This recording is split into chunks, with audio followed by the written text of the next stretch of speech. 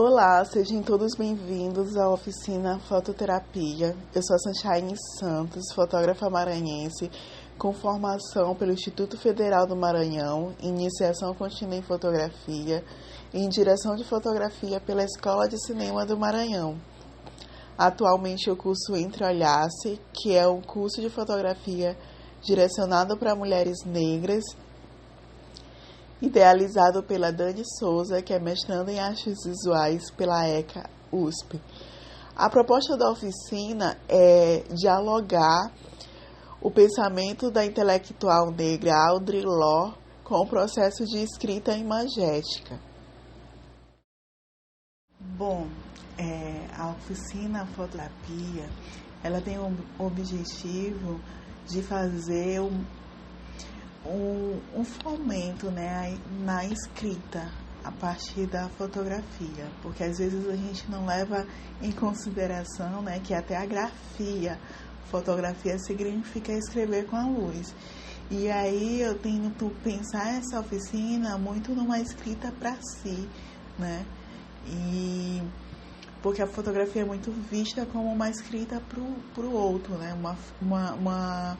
uma produção para contemplação.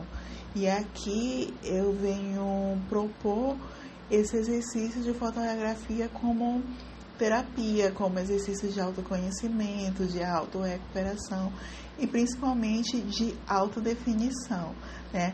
Lógico que eu me pautei nisso num pensamento da intelectual negra Audre Lorde, que trabalha muito essa ideia de autorrecuperação, né?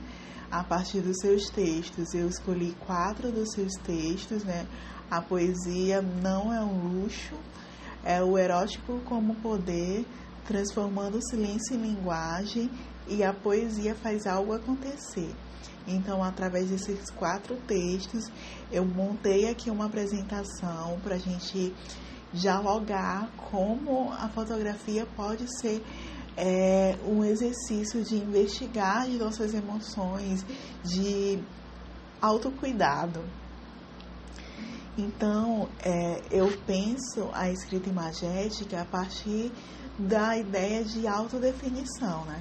E quando a gente fala em autodefinição, a gente às vezes tende a crer que é uma maneira de nos limitar, né? De nos colocar em uma caixinha, né?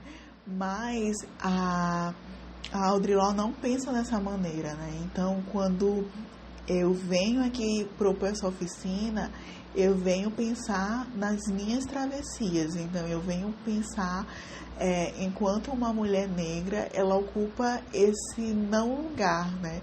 Então, eu quero transitar sobre os meus sentimentos, sobre as minhas vivências e a partir dela erguer a minha voz, né? Produzir imagens que possam retratar e fortalecer o meu processo de autoconhecimento.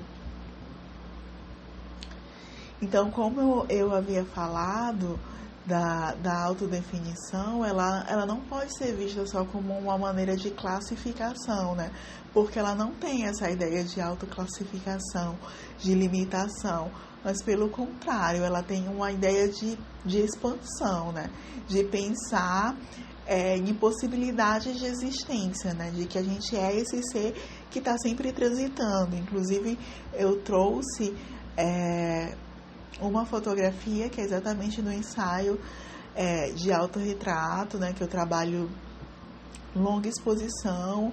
E o nome desse ensaio é Trânsito, né? Porque eu tenho me percebido muito como essa pessoa que está em trânsito, essa pessoa encruzilhada, né?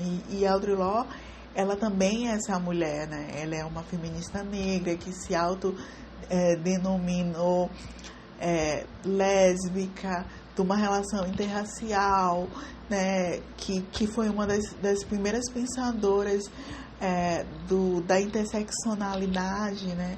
Porque ela sempre disse que além de lésbica, ela era negra. Então, às vezes, sempre existia um grupo onde não completava toda a sua existência, né?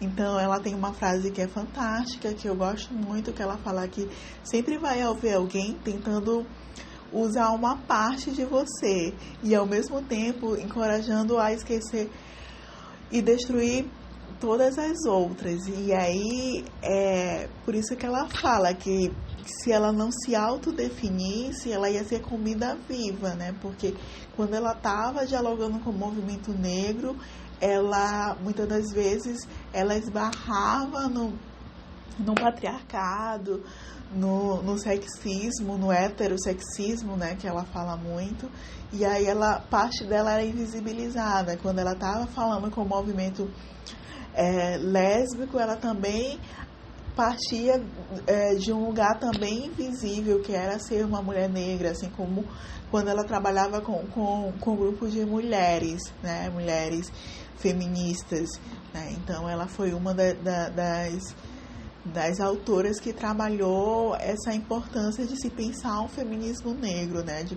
se pensar um feminismo interseccional, né? Onde pudesse dar conta dessas travessias, né?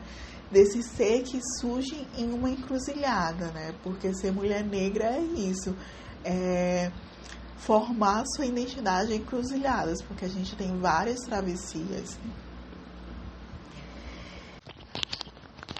Eu tento pensar a escrita como um exercício subversivo, ou seja, um exercício de transgressão, né? Um exercício que faz com que a gente ultrapasse o lugar pré-destinado, principalmente para mulheres negras, que, como eu apresentei antes, é um não lugar. Então, uma coisa que a Audre Lorde fala é que desde criança ela tinha muita dificuldade de se expressar, né? De expressar suas emoções. E sempre quando alguém perguntava como ela se sentia, ela recitava um poema. E aí, isso era muito marcado porque ela ouvia muito dizer que preto não sente, preto faz, né? Então, que às vezes esse processo de investigação sensorial, às vezes é vista como um luxo, né? E até como um privilégio da branquitude. Então, pensar a fotografia como terapia vem dessa ideia de tentar investigar suas emoções, né? E aí ela traz também que esse processo de investigação sensorial é um campo fértil para ideias radicais, né? Que é exatamente quando a gente investiga as nossas emoções que a gente se depara com uma fonte de poder, né? E tem uma frase que ela coloca em um desses textos que eu acho incrível, que ela fala que a poesia, né, e a gente pode ver a fotografia como essa poética de iluminação, ajuda a nomear o que não tem nome, para que possa ser pensado, porque muitas das vezes a gente não consegue de imediato decifrar os nossos sentimentos, né, e através esse exercício de escrita, a gente consegue elaborar questionamentos e refletir sobre eles e a partir deles. Então, a Audre Lorde, ela diz que investigar suas emoções é uma maneira de liberdade, né? Então, ela diz, eu sinto, portanto, eu posso ser livre. E aí, ela faz 3 links, assim, que para mim é muito significativo. Ela fala sobre a masturbação emocional, né? Que é a falsa segurança que a gente tem de satisfação, né? Então, a gente, principalmente quando a gente é de periferia, que a gente tem que lutar todos os dias para nossa existência, né? Às vezes a gente vende os nossos sonhos para pagar o aluguel, né? Então, essa ideia de segurança, de conforto material e até a maneira como a gente se prende a algumas crenças é o que ela chama de masturbação emocional, né? É uma ideia de um prazer instantâneo, né? Mas que é um prazer também limitado, né? Porque ele acaba por impedir a gente vivenciar o erótico como poder, né? Que ela fala isso de uma maneira muito brilhante. E aí ela ressalta que a poesia não é um luxo, né? Que a poesia é uma necessidade, sabe, vital para nossa existência, assim. A gente precisa da poesia, né? E aí ela traz a poesia como iluminação, que foi, assim, o que me fez, assim, construir essa oficina, porque, de fato, a iluminação que faz com que a gente construa o nosso olhar, né? Então, a poesia é exatamente isso, é colocar luz em algo que às vezes não é compreendido, para que a gente possa questioná-lo, né? Para que isso possa se tornar visível, porque só sendo visível ele pode ser compreensível, né? Ou compreendido, acho que é a palavra mais correta. E aí ela fala que a poesia é uma reserva de criatividade, então ela precisa e necessita ser explorada. E aí um dos textos dela, que é o meu texto preferido, assim, que ela fala do erótico como um poder, né? Que ela trabalha não o erótico na ideia de pornografia, né? Mas ela trabalha o erótico como essa ideia de ousadia, né? De ter prazer e esse senso de satisfação.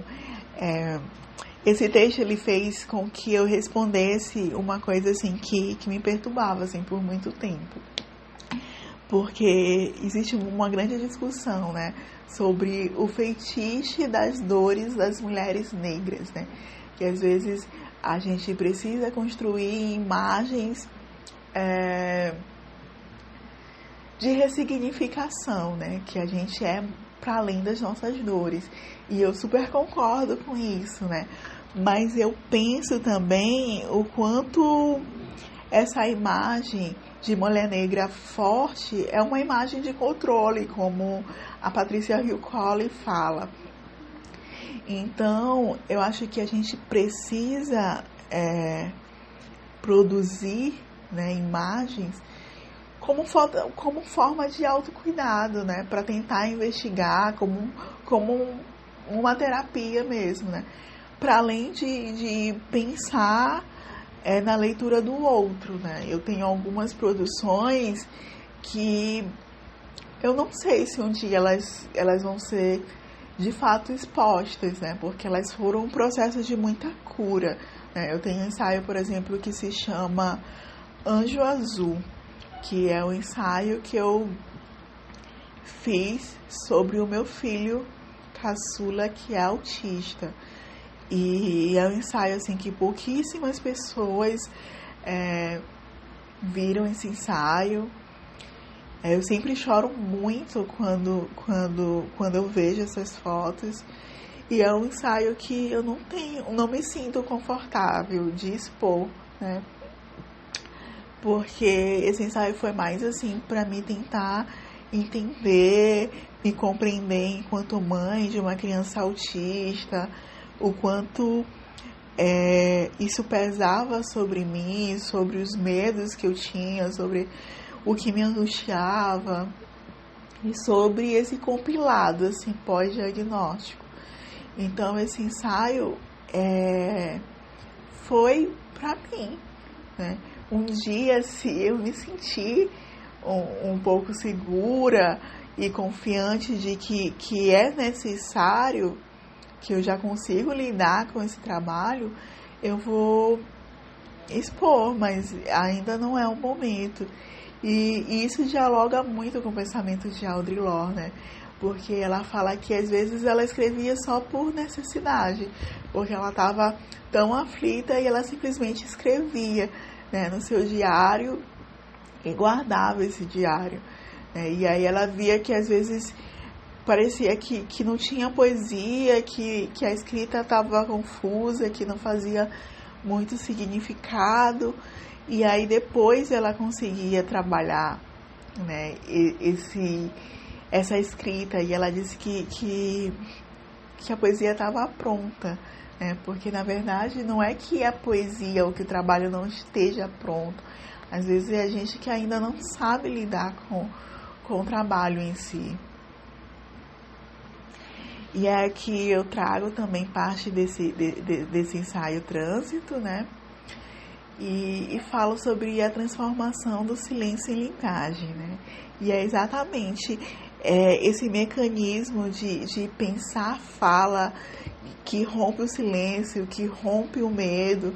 E a Audre Lorde, ela tem uma frase incrível, né? Que ela diz que o fato da gente ficar em silêncio não vai diminuir o medo.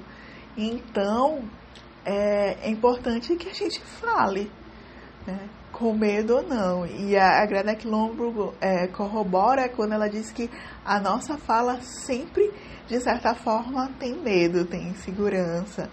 Né? E aí, voltando para o pensamento da Audre Lorde, ela ressalta que os seus silêncios nunca o protegeram, né? Então, pouco os nossos,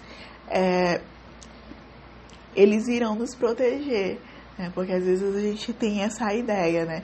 De que se a gente for uma pessoa mais contida, né? Porque às vezes a problemática não está em falar em si, né? Mas esse exercício de exposição que às vezes transita muito pela violência do epistemicídio, né? Porque quando a gente fala, a gente quer ser ouvida, né? Então não adianta a gente falar por falar, como um exercício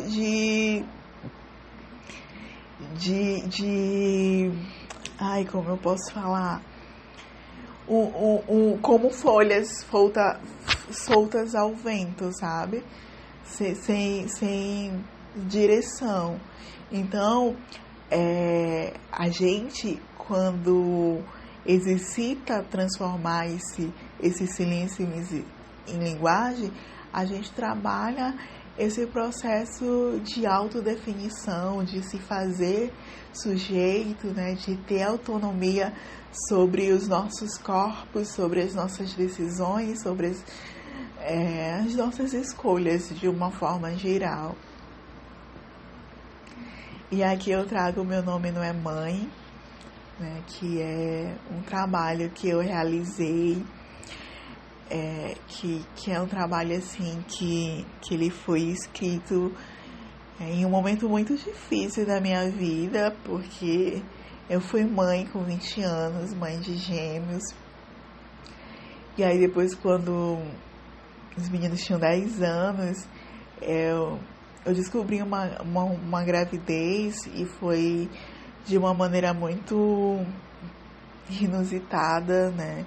Eu tive deslocamento de placenta, e eu acabei tendo que trancar a faculdade, sair do meu emprego, e eu ficava todo o tempo num quarto, assim, porque eu não podia fazer nem muita movimentação.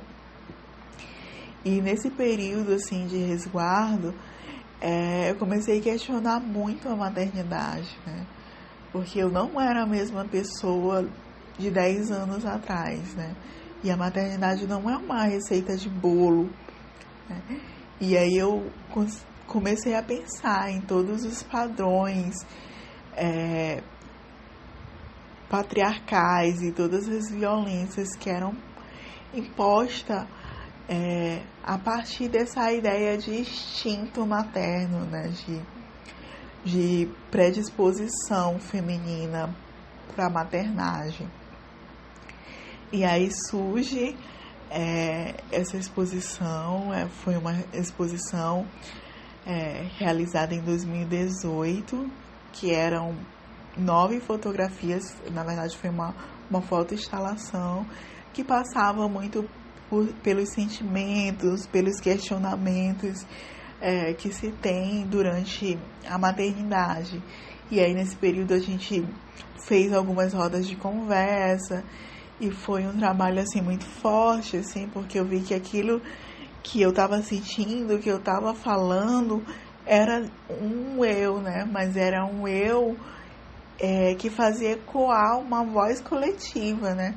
Porque eu consegui receber várias amigas, minhas professoras, minha orientadora, e elas sempre falando, né, que elas tinham passado por situações semelhantes em termos de sentimento.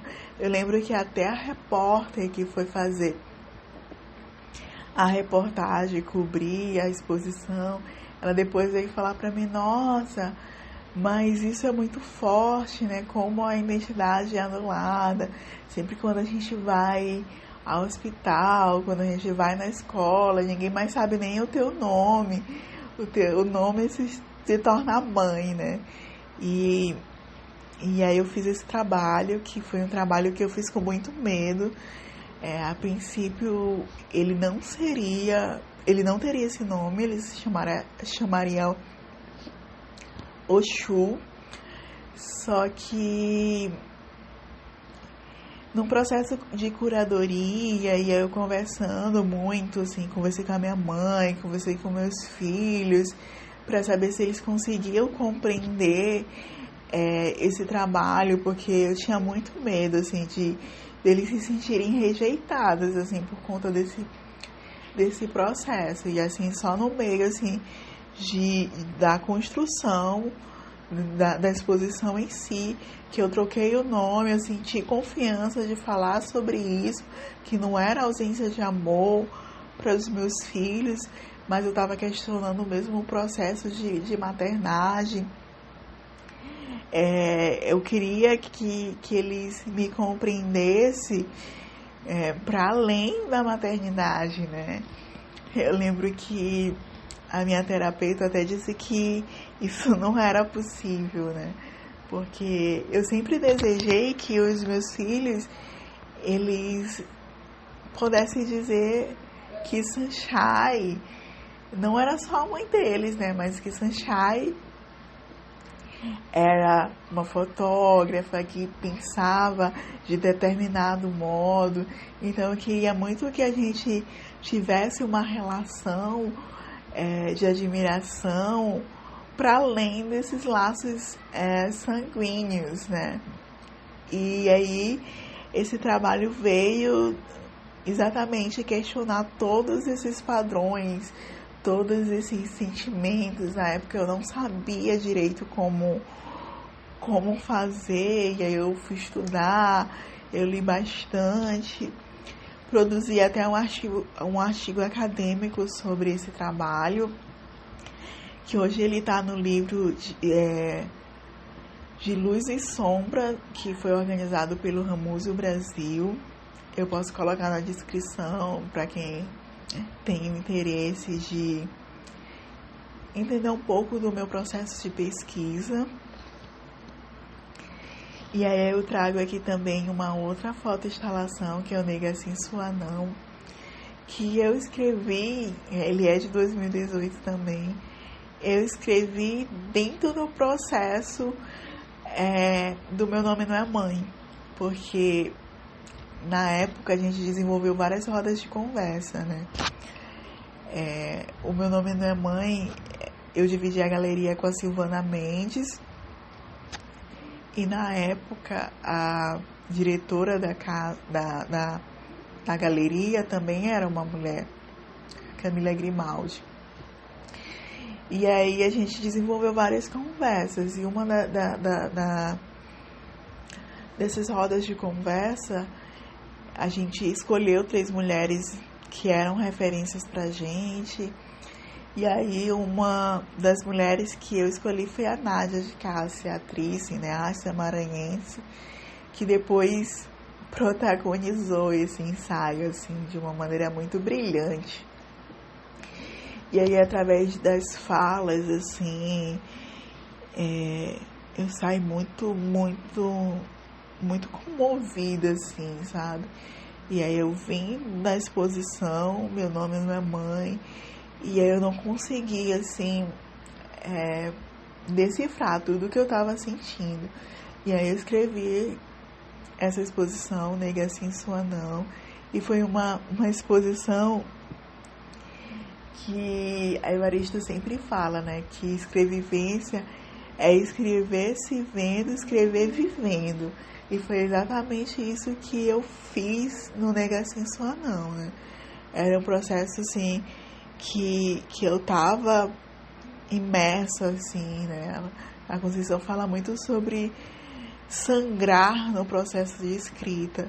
E eu sangrei muito para escrever essa exposição, sabe? Eu lembro que eu escrevi o texto chorando, assim, sabe? O projeto, assim, sempre que eu escrevia o texto, eu às vezes era interrompida, assim, pelo choro, assim, que me era tomado, assim, pelo exercício de dor, né, que é ser mulher negra, né? Porque uma hora eu estava na galeria, né, o que Rosane Borges fala, né, sobre a visualidade e a visibilidade que a mulher negra tá. Então, uma hora eu estava na galeria, eu era fotógrafa, mas outra hora eu estava na rua e eu era só uma mulher negra, sabe? Que tinha todas essas estatísticas, né, que era vulnerável, que poderia ser vista sempre como a carne mais barata do mercado. E essa exposição, ela trabalha exatamente isso, as estatísticas, ela dá uma ideia de frigorífico, né? As pessoas tinham que tirar do gancho a fotografia. Era uma instalação que muitas pessoas me relataram que ficavam sufocadas, assim, ao visitá-la. Mas era porque exatamente assim que eu me sentia quando eu produzia, né? E eu lembro que no dia da exposição eu e a Nádia, porque acho que foi um processo muito conjunto, né? A gente chorou muito também na abertura, então foi um processo de muita cura, essa exposição. E aqui eu trago uma exposição que ela ainda não se materializou. Eu ocupei algumas páginas com esse trabalho, mas a gente ainda está nesse processo, né, de tentar materializá-la, que é a Descolonize, que é um trabalho que ele é pautado no pensamento da Grada Quilombo, né, quando ela trabalha o racismo como uma reencenação no processo colonial. E aí eu tive essa inspiração também no Fanon, no Peles Negras, Máscaras Brancas, e é muito isso, assim, sobre esse processo de romper com a branquitude, né?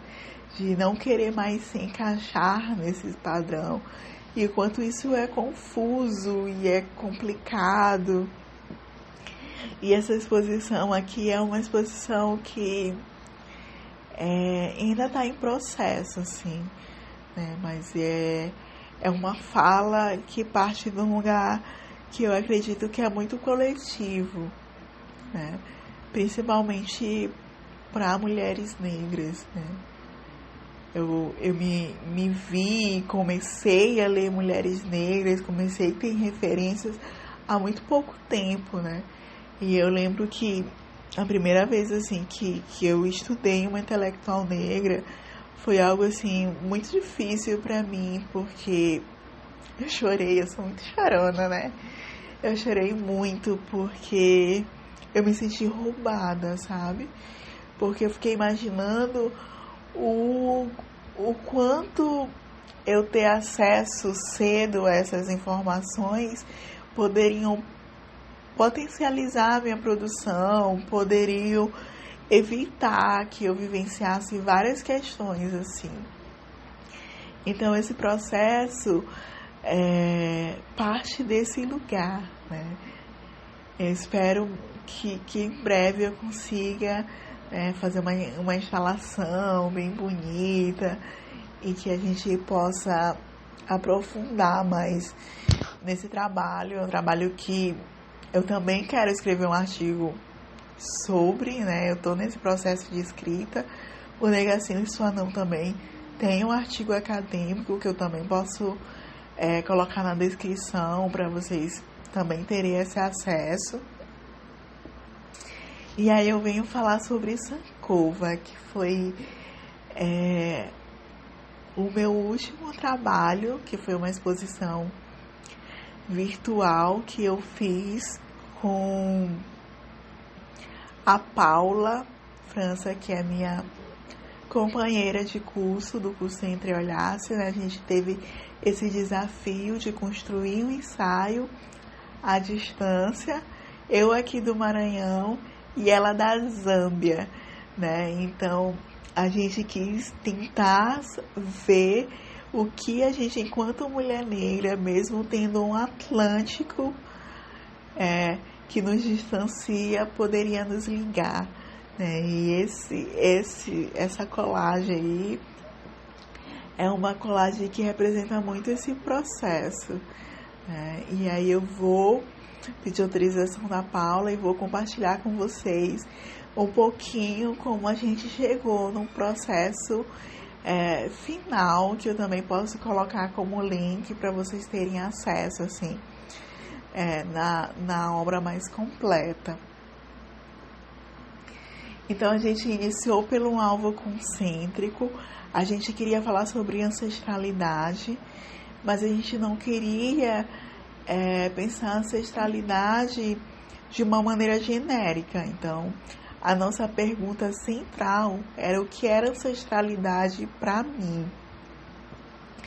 E para além dessa pergunta central, a gente colocou como pergunta o que está sobre o nosso ori e o que guia os nossos passos, né? Então, é uma maneira que a gente tem de começar a direcionar o nosso processo criativo. Então, quando a gente escolheu pensar o que era ancestralidade, a gente quis pensar nesse eu que era atravessado pela ascendência, pela descendência e que tinha esse objetivo de ser continuidade, né? Então, a gente pensou em compreender como a sociabilidade familiar marca a nossa existência, né? A nossa identidade. Essa foto foi uma foto que não foi para o ensaio final, né? Foi uma das fotos que eu fiz em teste, num processo de construção. E aqui eu vou falar um pouquinho sobre esse processo criativo, né? Então, quando a gente faz pergunta, é como se a gente abrisse uma porta, né? Então, eu acho que o processo criativo, ele tem que partir desse exercício, né? De se fazer muitas perguntas. Então, alguma das perguntas que a gente fez era o que seria fotografado, como seria feito as fotos, né? Se as fotos seriam internas, externas, com qual luz, se seria luz natural, se seria uma luz artificial. Já tem um nome para esse projeto ou não? A gente ainda está tentando construir as ideias. E aí, uma das perguntas também que é muito importante é a gente perceber se já existem trabalhos anteriores que foram disparadores, né? Então, eu acabei colocando essa imagem, que é a imagem de uma obra que é muito importante para mim, que se chama O Brilho de Oxum. E é uma obra que é algo que eu tenho pensado, né, ao longo desses dias, assim, como essa vivência vem me atravessando, né? Porque às vezes a gente tem uma referência muito eurocêntrica, né? A gente sabe os deuses gregos, né? E tudo mais, nórdico, é comum as pessoas terem o Thor, por exemplo, na sua casa, né? E aí esses deuses, né, esses orixás, às vezes, eles são desconhecidos, né? E essa foto era uma foto bem antiga, e eu acredito que essa foto foi uma dessas fotos que foram disparadores, né? De que, de uma maneira inconsciente, eu já estava pensando sobre o que estava sobre o meu ori, o que guiava os meus passos, o que era essa ancestralidade. E aí a gente também, dentro desse processo criativo, a gente começa a fazer ligações, né? Do que a gente vai ter como recurso e principalmente o que vai ser referência. Então, aí eu conversando com a Paula, a gente teve várias reuniões. Então, a gente decidiu que um elemento importante seria a cor amarela, porque era uma cor que relatava essa negritude, né? Era uma cor que dialogava comigo e com ela de uma forma muito forte. A gente tinha uma memória afetiva com essa cor.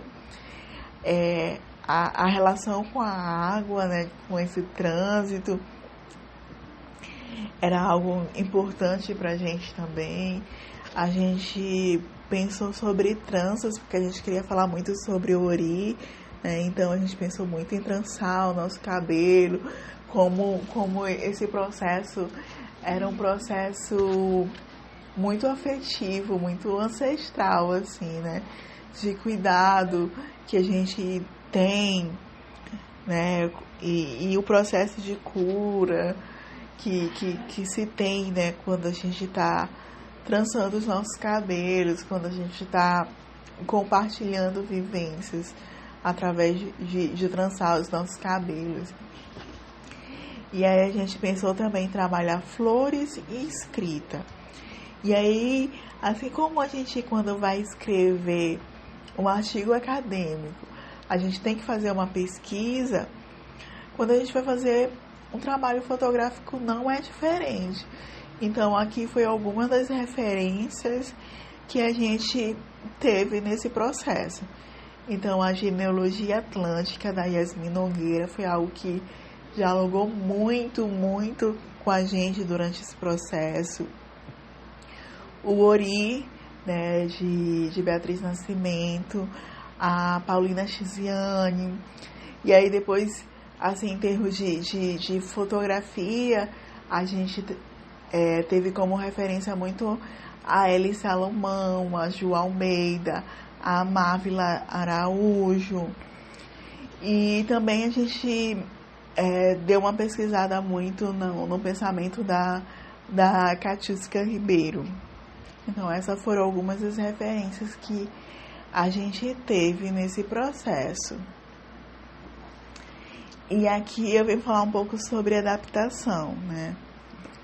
Eu até já falei um pouco sobre isso, que é nesse processo de construção criativa, intelectual, a gente, quando eu penso fotoafetividade, quando eu penso em fototerapia e autocuidado, é um processo também de se respeitar muito, né? Então, eu coloco muito que a gente tem que reconhecer quando o poema, quando a imagem ainda não se tornou o que é, né? E aí eu falei um pouquinho para vocês, até anteriormente, que às vezes não é que o trabalho não esteja pronto, às vezes a gente ainda não sabe lidar com aquele trabalho. Então a gente precisa reconhecer quando ele ainda não está esclarecido dentro de si. Então essa foto foi uma das fotos, assim, dessas fotos testes que eu pensei em trabalhar o Exu, pensei em trabalhar esse orixá, só que essa questão de religiosidade não era algo que estava muito resolvido dentro de mim, porque eu sou uma pessoa muito cética, né? Por eu ter vivenciado no cristianismo muito tempo, eu acabei que me tornando essa pessoa muito cética, né? Então eu meio que ainda não sei lidar com nenhum tipo de religiosidade. E aí eu não queria que esse trabalho fosse o que as pessoas esperassem, o que era ancestralidade para outras pessoas, entendeu? Então eu não queria falar sobre algo que eu ainda não vivenciei, né?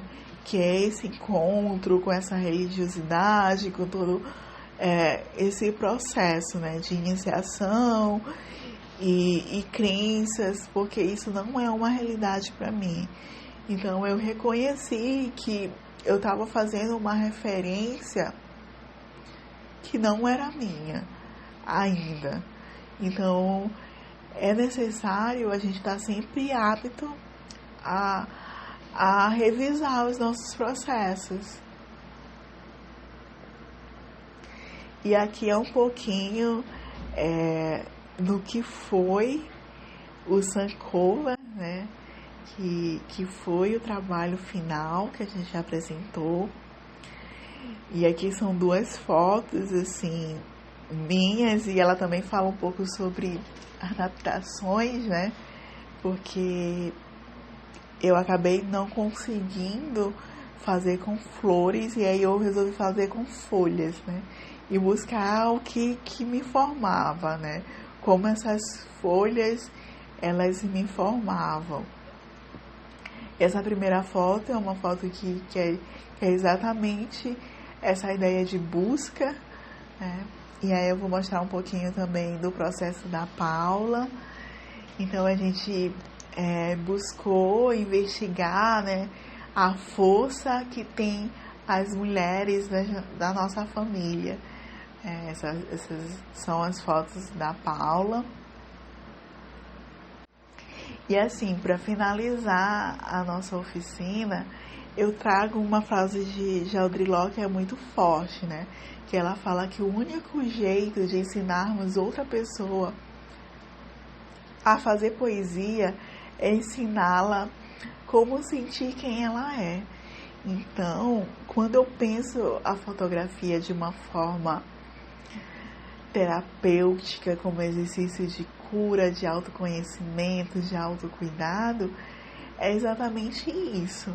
Eu não tenho como fazer de uma outra forma, né? Então, ensinar como construir essa fotografia é fomentar esse olhar para si, né? É deixar com que as pessoas compreendam a importância do sentir, né? Tenho uma amiga e uma artista incrível da Paraíba, a Bruna, né? Que ela fala, ela é uma das grandes referências assim de autorretrato, né? Que ela fala que ela tem uma foto que diz assim: deixa eu sentir. Então é exatamente isso, né? Trabalhar essa escrita como um processo de autodefinição é se permitir sentir, né? É ter a liberdade de sentir, né? De sentir uma poesia não como um luxo, né? Mas como a vitalidade, a fonte de criatividade, de ideias radicais, sabe? Como o exercício do erótico, como poder. Então é isso. Eu espero ter fortalecido assim, o processo criativo, principalmente das pessoas que estão iniciando, porque eu iniciei na fotografia. E para quem não está iniciando, mas que passou, porque todos nós passamos por bloqueios assim, emocionais. Então, essa tá aí a minha provocação, né? Vamos sentir, vamos respeitar a nossa subjetividade, Vamos olhar para si, porque essa é a fotografia mais bonita que a gente pode fazer. Então, muito obrigada a todos.